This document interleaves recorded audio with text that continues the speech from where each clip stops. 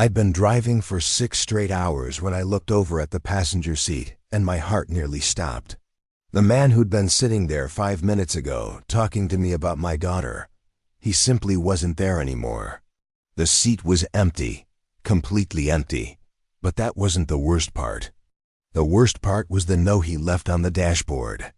A note in my own handwriting, written 10 years ago. A note I was certain I'd lost forever. My name is Joe, I'm 52 years old, and I've been a trucker for 3 decades. And what happened to me that night on I-95 changed everything I believed about this highway. It was a Tuesday, late March 2023. Heavy rain, the kind where you can barely see the lane ahead. I was coming from Charlotte heading to Jacksonville, hauling electronics. Left late, which I hate doing, but the client had changed the delivery time last minute. 2:15 in the morning, the dashboard gauge glowed green in the darkness of the cab. I just passed mile marker 180 on I-95 when the rain really started coming down hard. Thunder tearing through the sky, wind shaking the truck. That's when I saw him. A man on the side of the road, completely soaked, waving his arm. Blue shirt stuck to his body, no hood, no umbrella, nothing. Just standing there, with rain pouring down like a waterfall. My first reaction was to keep driving. You learn this on the road. Don't stop for strangers in the middle of the night. Simple as that.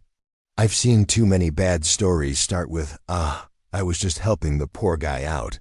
But something about this man was different. I can't explain it. It wasn't desperation in his gesture. It was calm, like he knew I was going to stop. I slowed down, hit the brakes. Getting soft in my old age, I muttered to myself, but I was already opening the passenger door. The man climbed in with difficulty, water dripping everywhere. Mid-40s, I'd say. Thin, tired face, but polite. "Thank you so much, buddy. I really appreciate it."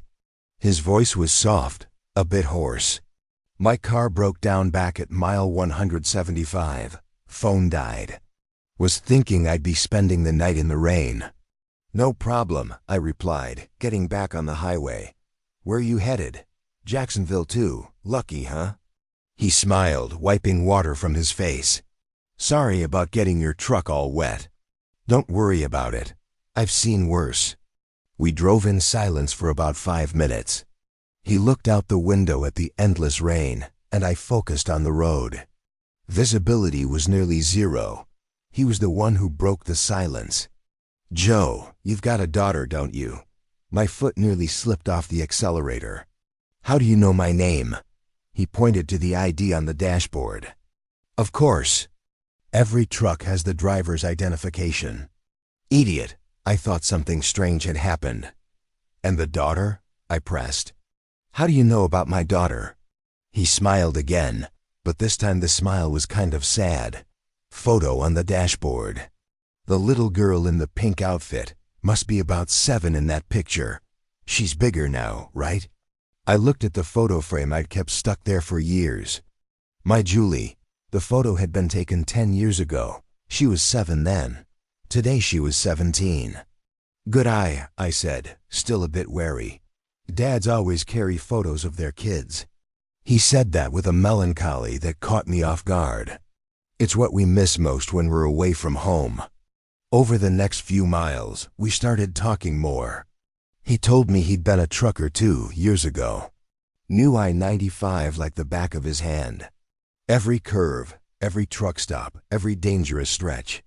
"You going past mile 247? He asked suddenly, his voice getting more serious. "Yeah, why?" "Be careful on that stretch, real careful." He looked at me directly. "Especially today, with this rain. What's special about mile 247? A lot of people have died there, a lot." He looked away. "The road's always wet, even when it's not raining. There's a spring underneath. The asphalt gets treacherous." "You from around here?" I asked, trying to make conversation, because the mood had gotten heavy. "Used to be. Lived in Savannah, you know it?" "Yeah, good city. Why'd you leave?" He was quiet for a while. "Too long." Didn't leave, just don't go back anymore. I was about to ask what he meant, but he quickly changed the subject. Your daughter doing well? Yeah, she's finishing high school. Wants to go to med school. Med school, he smiled. That's something to be proud of, huh? You must visit her whenever you can. Whenever I can isn't nearly enough, I confessed. Feeling that tightness in my chest I always felt when thinking about it. 2-3 times a month, if that. The rest is phone calls, video chats. She understands. Daughters understand that their dads work to give them the best. You think so? That came out more bitter than I wanted. Sometimes I think she just wants her dad around, you know? Not the money for college. He looked at me with deep sadness in his eyes. She wants both, Joe. But if you asked her to choose, she'd choose you being there. Always. That hit me hard. How did this guy I just met know exactly what to say? The rain started letting up a bit. We passed the truck stop at mile 189. I saw the yellow lights of Miss Martha's diner glowing in the darkness. Normally I'd stop there for coffee, but I was running late. Miss Martha makes the best biscuits on I-95, he commented, looking out the window. You know her? Used to. Been a while. We continued down the highway. I was more relaxed now. The guy seemed decent, an ex-trucker who knew the struggles of the profession. The conversation flowed naturally. He told me road stories from when he drove. Places that don't exist anymore. Truck stops that closed. People he'd met. He spoke with such nostalgia it seemed like it had been in another life. When did you stop driving? I asked. About 10 years ago. Why? Get tired of it. He looked at his own hands. You could say that. There are certain answers where you feel like you shouldn't push. That was one of them.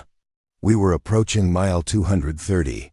Another 15 minutes and we'd be at that mile 247 he'd warned me about. Joe, can I ask you a personal question? Sure. Do you regret anything in your life? Damn. What a question to ask at 3 in the morning inside a truck. Everyone regrets something, I answered slowly. Why? Just curious. But the way he said it wasn't curiosity. It was like the answer really mattered. I thought about it. Do I regret anything? I guess I regret not being present enough. For my daughter. For my ex-wife, back when we were together. The confession came out too easily. Maybe because it was the middle of the night. Maybe because I didn't know this man and would never see him again. I always thought working hard was enough. That providing was what mattered, but now I see there were more important things. He nodded slowly. And do you do anything different now? I try. I call more. When I stop somewhere, I send her a photo, tell her where I am. Small stuff, but she likes it. It's not small. He spoke with conviction. It's everything. We were approaching mile 240. The rain had come back, lighter but steady. Joe, do you remember 10 years ago? March 2013? I frowned. I remember. Why? Were you on this route back then, late March, early April? I thought about it. 10 years ago. I was already running this route. Did I-95 at least twice a month? Probably. Why do you want to know? There was an accident. Here at mile 247, a truck hit a car. The car driver died instantly. My blood ran cold. I remember that. It was big news. The trucker had fallen asleep, crossed into oncoming traffic. He didn't fall asleep, the hitchhiker said quietly. He swerved for a dog. How do you know that? I know because I was the driver of the car. My hand gripped the steering wheel. What? I looked at him. He kept looking ahead, at the wet road illuminated by the headlights. But you said you stopped driving 10 years ago. I did, that day. My heart was beating too fast. You didn't die. You're here. He finally looked at me. And in that moment, something in his expression changed. It became lighter. More transparent. Like, no, it wasn't possible. Look at mile 247, he pointed ahead. We were getting close. The green sign with white numbers appeared under the headlight beams. "Slow down, Joe. Wet road, remember?" I slowed down. I was doing 40 miles per hour, slow for my standards. That's when I saw it. A dog. A big dog, a mutt, right in the middle of the lane, standing still looking at me. My instinct was to swerve. But the hitchhiker's voice, firm and clear, "Don't swerve, brake." I obeyed without thinking. Foot on the brake, firm but not sudden. The truck lost speed quickly. The dog ran off. And then I saw the car. An old car, out of control, coming in the opposite lane. If I'd swerved left, like my instinct told me to, we would have crashed head-on. The car passed by, barely missing us, honking like crazy, and disappeared into the rain. I pulled the truck onto the shoulder. My hand was shaking. "You saved me," I whispered. "If I'd swerved." I looked to the side. The passenger seat was empty. "Hey," I shouted, looking in the rearview mirror at the back seat. "Where'd you go?" "This isn't funny, man." Silence. Just the sound of rain on the truck roof. I opened the passenger door. Empty. Looked under the seat. Nothing. The guy had simply disappeared. My heart was racing. This wasn't possible. Nobody jumps out of a truck at 40 miles per hour and walks away. And I hadn't stopped. I was certain I hadn't stopped. That's when I saw the note. An old, yellowed piece of paper, folded on top of the dashboard. With handwriting I recognized immediately. It was mine. I opened the note with trembling hands. "Julie, Daddy promises he'll make it to your 8th birthday. No matter what, I love you, Dad." That note. I'd written that note 10 years ago. March 2013. I was running the same route, running late because of truck problems. Knew I wouldn't make it in time for my daughter's birthday. I wrote that note planning to give it to her when I arrived, along with her present.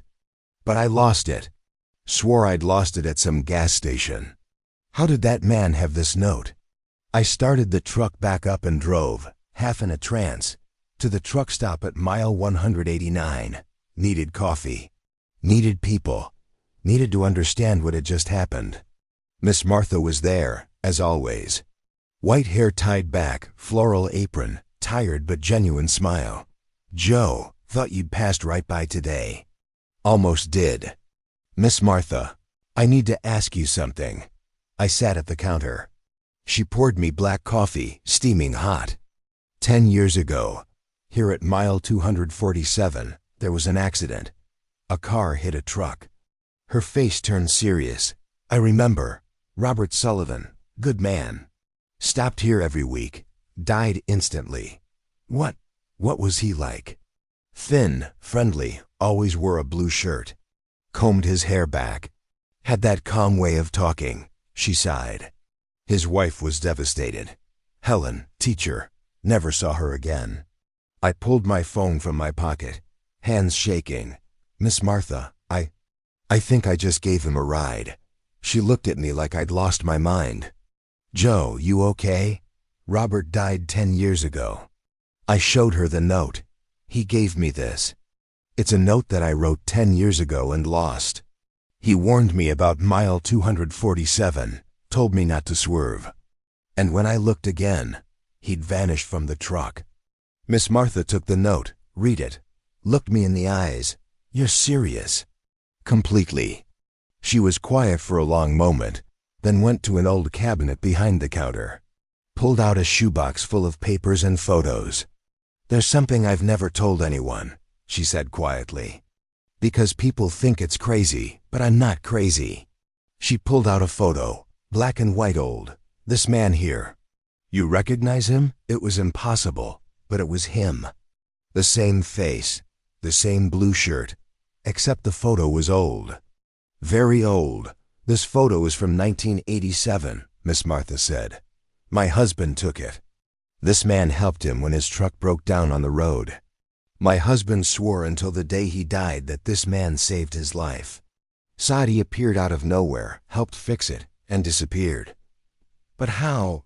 He's not from now, Joe. He never was." She put the photo back. "Some people stay on the highway even after they're gone. Robert must be one of them." He's saving people, paying some debt, I don't know. Or just doing what he always did, helping other drivers. It took me 3 days to work up the courage, but I needed to know, needed closure somehow. I found Helen Sullivan's address through the post office with a friend's help. She lived in Savannah, like Robert had said. A simple house, well-kept garden. I rang the doorbell with my heart in my throat. The woman who answered was about 48, brown hair with gray strands. Kind but tired eyes. Helen Sullivan? Yes? My name's Joe. I'm a trucker. I met your husband. She went pale. What did you say? I told her everything, every detail. The rain, the conversation, the warning, the disappearance, the note. She had me come in. We went to the living room. There were photos of him everywhere. Robert smiling, Robert with her, Robert when he was younger. He was always like that, she said, tears in her eyes but smiling. Always helping everyone, always worried about others. You believe me? I believe you. She wiped her tears. Because you're not the first. She showed me a box full of letters. Letters from truckers, from drivers, from people who swore they'd met Robert on the highway. He appears to those who need him. She explained. Sometimes it's a warning. Sometimes it's just a conversation. But he always leaves something behind. A message, an object, something that matters. I looked at the note still in my pocket. Why the note? What does it say? I read it to her. The promise to be present at my daughter's birthday. I think you already know the answer. She was right. I did. I called Julie that night. Long conversation for real, not those rushed 5-minute calls. I told her about the road, about work, about plans. She told me about school, about dreams, about fears. Dad, you okay? She asked at the end. You seem different. I'm great, sweetheart. Just missing you. Me too. When are you coming? Next week, I promise. And this time, I kept that promise. Today, 6 months later, I still run I-95 every week. And every time I pass mile 247, I slow down. Not out of fear, but out of respect. I never saw Robert again. But I carry his photo that Helen gave me, stuck to the truck dashboard, next to Julie's photo. 2 lessons the highway taught me. The first is that not everything has an explanation. Some things you just have to accept. The second is more important. It doesn't matter how hard you work, how many miles you drive, how much money you make. In the end, what remains are the moments, the conversations, the presence. That old note is still with me. I reread it sometimes, especially when I catch myself falling back into the old habit of putting work above everything. Daddy promises to be present, no matter what. I broke that promise once, 10 years ago. Robert gave me a second chance to do it differently. And every time I stop at the truck stop at mile 189, I have coffee with Miss Martha and we toast. To Robert, to the angel of the highway, to the ghost who saves lives. Because in the end, maybe the highway is more than asphalt and yellow lines. Maybe it's also made of the people who traveled it. And some of those people never really leave. They just wait. Wait to help the next driver who needs it. To give the right warning. To remind us what really matters. My name is Joe. I'm 52 years old. Been trucking for 30 years. And I believe in ghosts. Especially the good ones.